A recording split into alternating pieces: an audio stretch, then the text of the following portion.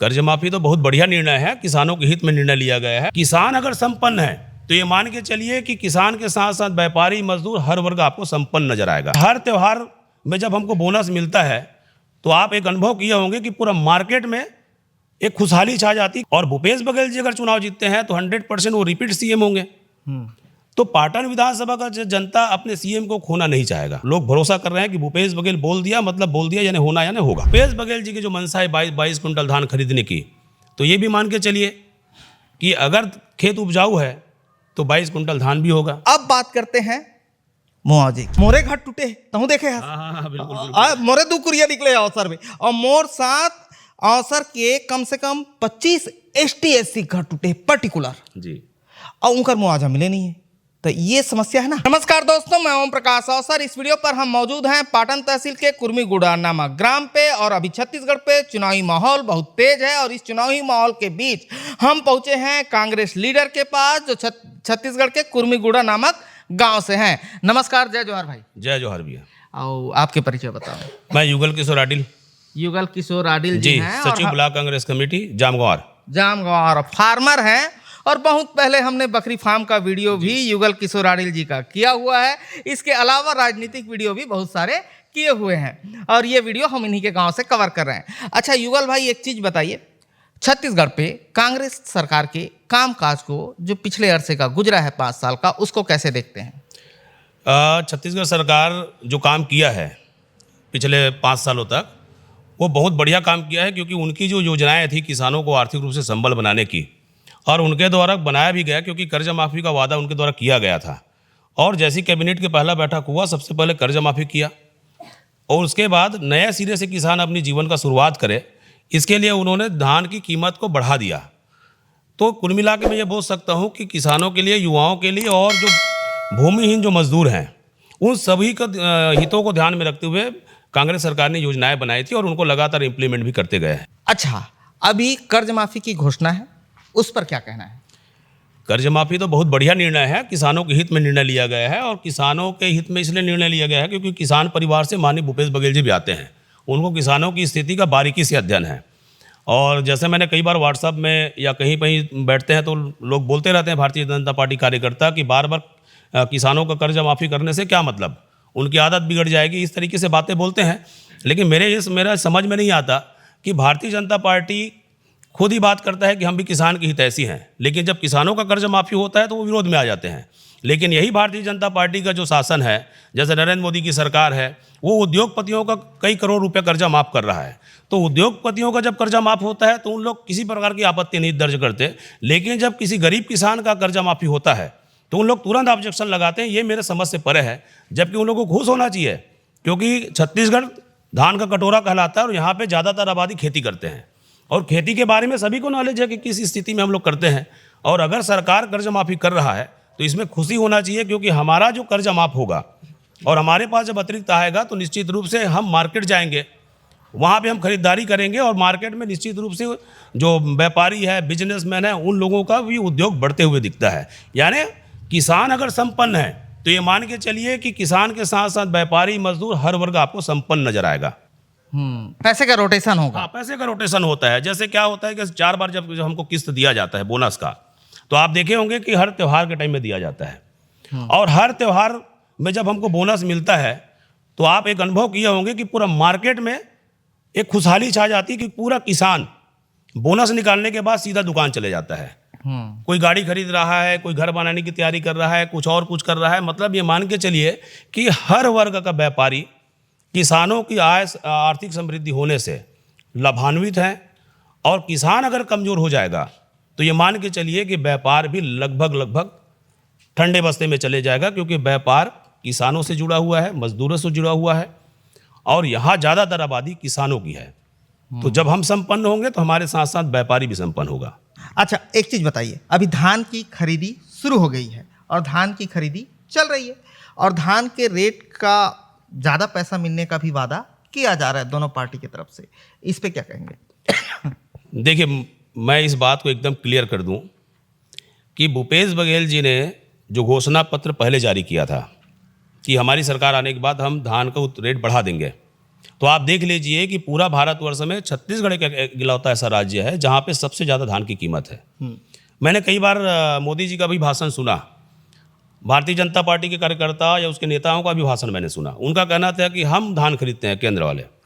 हमारा ये कहना है कि जब आप धान खरीदते हो और आप अगर रेट तय करके पूरा भेजते हो तो उत्तर प्रदेश, पंजाब, इधर धान का कीमत बहुत कम क्यों है? मेरे चैनल पे वीडियो लगाया हाँ, बहुत कम क्यों है? पिछले दिसंबर में सोनभद्र से लुवाई के टाइम मैंने वीडियो लगाया है, मिंजाई के टाइम लगाया है, और उस वीडियो पे वो लोग रेट बता रहे हैं। हाँ, बिहार का भी लगा हुआ है, बहुत कम रेट है। हाँ।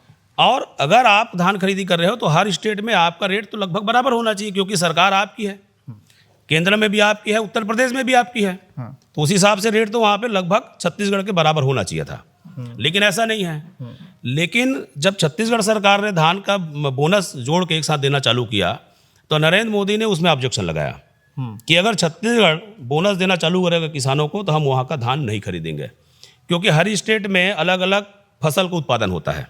कहीं पे गेहूं होता है, कहीं पे ज्वार होता है, कहीं पे धान होता है, और केंद्र सरकार के साथ उसका टाई अप रहता है कि यहाँ से इतना मीट्रिक टन हम चावल लेंगे, वहाँ से इतना मीट्रिक टन हम गेहूँ लेंगे। इस तरीके से उसका एग्रीमेंट रहता है। जैसे यहाँ से 84 लाख मीट्रिक टन धान की उनको लेना रहता है। तो उसमें जब ऑब्जेक्शन लगाया तो माननीय भूपेश बघेल जी एक रास्ता निकाला, राजीव गांधी किसान न्याय योजना। उनके माध्यम से उन्होंने किसानों को बाकी अंतर की राशि देना चालू किया, और 4 किस्त में हर त्यौहार के सीजन में उसको दे दिया जाता है। अभी पाटन की जो जनता है वो ये चीज़ समझ चुकी है कि हम भाई मुख्यमंत्री के साथ जुड़े हैं, मुख्यमंत्री हमारा क्षेत्र से आता है, और विजय बघेल अगर चुनाव जीतता है तो उसको किसी भी सूरत में Bharatiya Janata party CM candidate नहीं बनाएगा, क्योंकि भारतीय जनता पार्टी में पूरा बाहर के लोग टिके हुए हैं। अभी तक आप देख लीजिए 15 साल तक रमन सिंह सीएम रहा, वो भी बाहर से आया हुआ है। प्रेम प्रकाश पांडे जी हैं, बृजमोहन अग्रवाल जी हैं, राजेश मुणत जी हैं, गौरी शंकर अग्रवाल जी हैं। इस तरीके से बड़ी बड़ी हस्तियां वहाँ पे सत्ता संभाले हुए थे। तो वहाँ एक छत्तीसगढ़िया को सीएम बनाएगा ये कोई नहीं मान पा रहा है। और भूपेश बघेल जी अगर चुनाव जीतते हैं तो 100% वो रिपीट सीएम होंगे। तो पाटन विधानसभा का जनता अपने सीएम को खोना नहीं चाहेगा, क्योंकि वो सीएम है तो निश्चित रूप से विकास यहाँ पे दिखता है, क्षेत्र में दिखता है। इसलिए मैं ये बात एकदम स्पष्ट कर दूं कि भूपेश बघेल जी ने जैसे अभी घोषणा पत्र लागू किया कि हम 3200 रुपये में धान खरीदी करेंगे, तो उनकी बातों पे इसलिए लोग भरोसा कर रहे हैं क्योंकि पिछले बार जो घोषणा पत्र जारी किया था उसको उसने लागू किया। 20 क्विंटल खरीदूंगा बोला, इस साल से 20 क्विंटल धान खरीदी हो रहा है।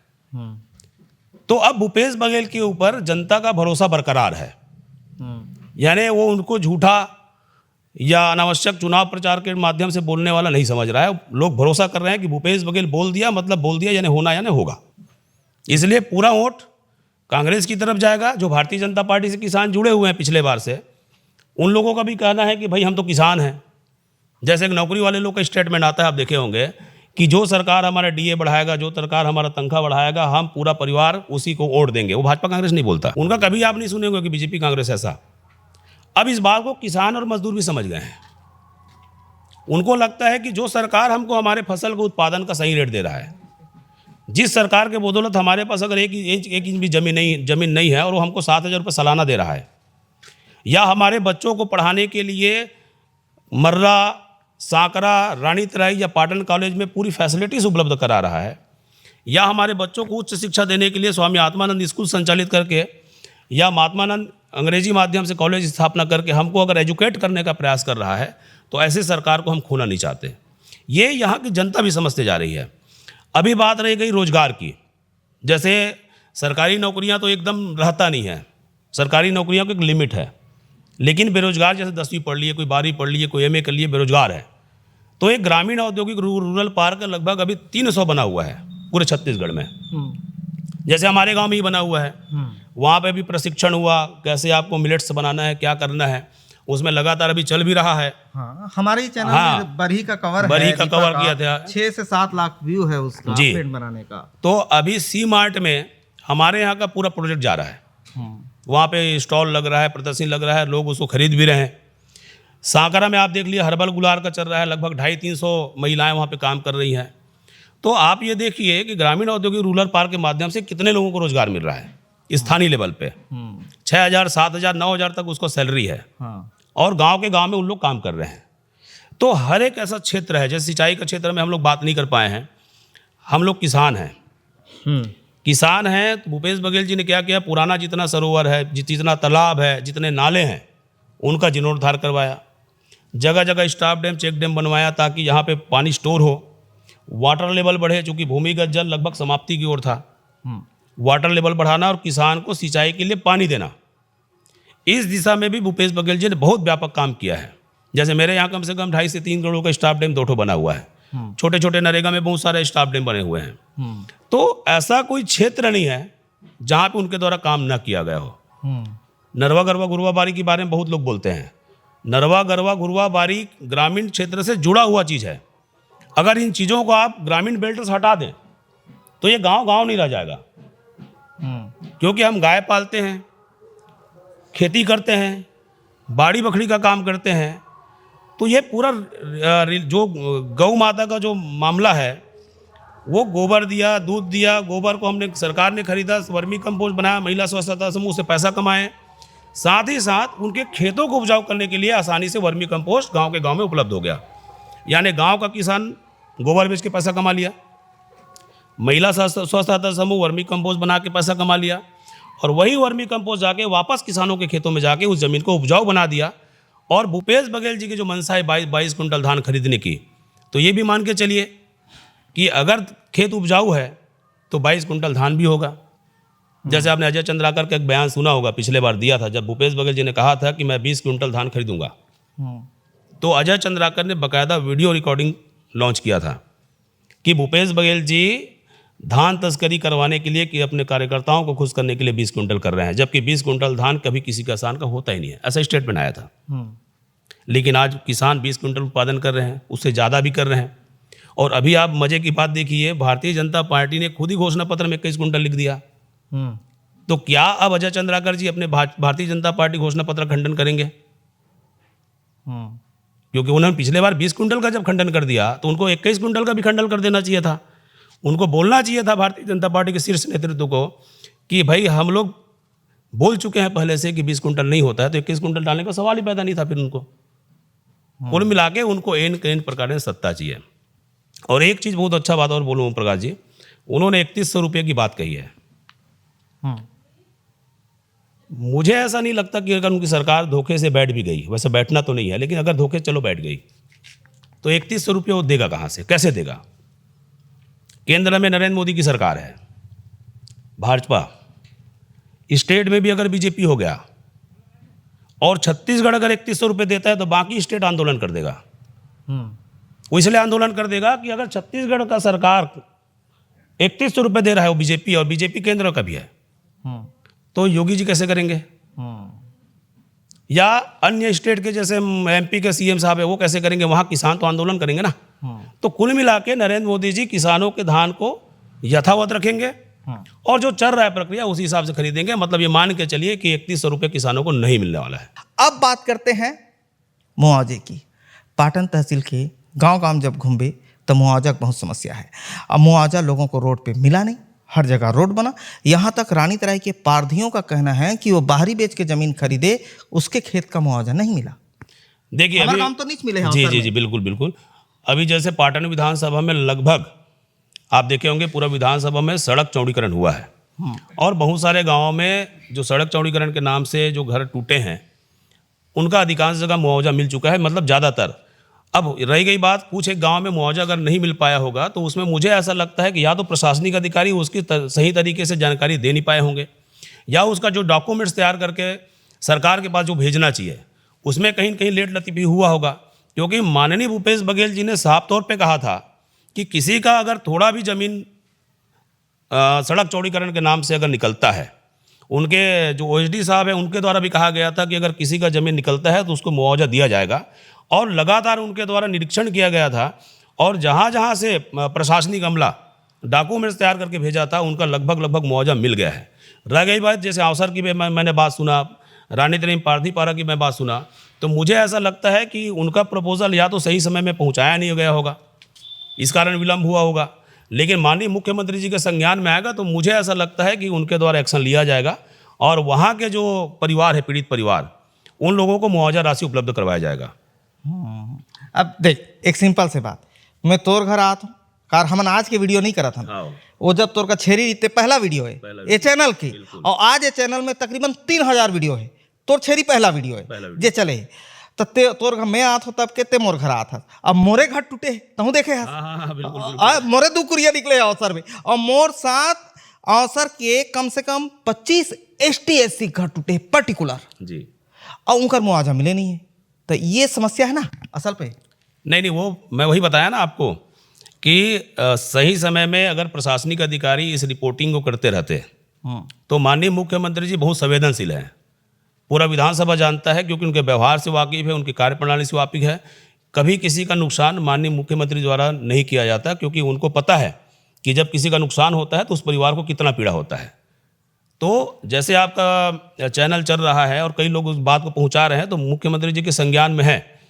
सरकार आने के बाद मुझे ऐसा लगता है कि इस जो मुआवजा का मामला है उसको तत्काल उनके द्वारा पूरा किया जाएगा, क्योंकि अभी तक कहीं किसी प्रकार की और विसंगति मुझको देखने को नहीं मिली है। इसी के साथ जैसे पाटन पे वो बहुत फेमिलियर हैं, पाटन पे मरनी हरनी छठी बरही सब में वो आते, और अभी के चुनाव प्रचार पे पाटन घूमने के बाद मुझे ऐसा लगता है कि अन्य पार्टियों के प्रत्याशी गांव तक पहुंच रहे हैं और वो गांव तक नहीं पहुंच पा रहे हैं, और उस गांव के जो वोटर है वो चाहते हैं कि खुद मुख्यमंत्री साहब आएँ। ऐसी सबकी अंदर की भावना है, वो भीड़ देखने से ही समझ में आती है। तो इस पर क्या कहना चाहेंगे? नहीं, ये एकदम स्वाभाविक जनता की सोच है, क्योंकि जनता के बीच में माननीय भूपेश बघेल जी का बहुत लोकप्रियता है, और माननीय मुख्यमंत्री जी जब हमारे विधायक थे, इससे पहले हमारे मंत्री भी रहे हैं, तो उस टाइम हम लोग जाके मिल लेते थे, वो आके हमसे मिल लेता था। लेकिन प्रदेश का जब उनको जिम्मेदारी मिला तो पूरा प्रदेश उनको संभालना है, बहुत सारा प्रोटोकॉल है, उसके साथ अन्य स्टेट में भी उनकी जिम्मेदारी बढ़ गई थी। इस कारण से हम लोग मिल नहीं पा रहे थे या वो हमसे संपर्क कम बना पा रहा था। लेकिन विगत 2-3 साल से हम देख रहे हैं कि लगातार कुछ न कुछ कार्यक्रम में वो हमको बुला रहे हैं, कार्यकर्ताओं को बुला रहे हैं। अभी जैसे चुनाव प्रचार का मामला है, अभी एक झीट में वो कार्यक्रम करवाया था, अभी सेलूद में कार्यक्रम हुआ। तो इस तरीके से अपने कार्यकर्ताओं से मिलने के लिए और जनता से मिलने के लिए लगातार रूट चार्ज बना रहे हैं, और साथ ही साथ अपने पुत्र चैतन्य बघेल जी, अपनी पुत्री स्मिता बघेल जी, उनकी पत्नी मुक्तेश्वरी बघेल जी लगातार जनता के बीच में जाके अपनी उपस्थिति दर्ज करवा रहे हैं और वोट की अपील कर रहे हैं, और ताकि जनताओं को भी लगे कि उनका परिवार का भी मेंबर लगातार इस मामले में घूम रहा है। क्योंकि पूरा पाटन विधानसभा का जनता जानता है कि सीएम साहब के ऊपर बड़ी जिम्मेदारी है, वो लगातार सबके घर में भी नहीं आ पाएगा, और कार्यकर्ता भी ये चीज़ को मान रहा है कि भूपेश बघेल जी, जैसे पिछले बार हम लोग चुनाव लड़े थे, मैं भूपेश इस तरीके से नारा दिए थे और हम लोग भूपेश बघेल जी के लिए वोट मांगे थे, और लगभग 27,000 वोट से माननीय भूपेश बघेल जी चुनाव जीता था। तो इस बार भी हम लोग कार्यकर्ता लोग भूपेश बघेल बन के ही जा रहे हैं, ताकि हम लोग जाएँ और अब जो विकास कार्य हुआ है उसको बताते हुए वोट मांग रहे हैं, और जनता इसमें बहुत ज़्यादा उत्साहित है और कांग्रेस के पक्ष में मतदान करने के लिए बहुत आतुर है। तो दोस्तों, इस वीडियो पर हमारे साथ थे कांग्रेस लीडर युगल किशोर आडिल जी, कुर्मीगुड़ा गांव से, जो पाटन विधानसभा पे आता है। और इसी वीडियो के दूसरे पार्ट के लिंक आई बटन और डिस्क्रिप्शन पे मिल जाएगा। वीडियो पसंद आया तो वीडियो लाइक कर लें, दूसरा वीडियो भी जरूर देख लें। धन्यवाद।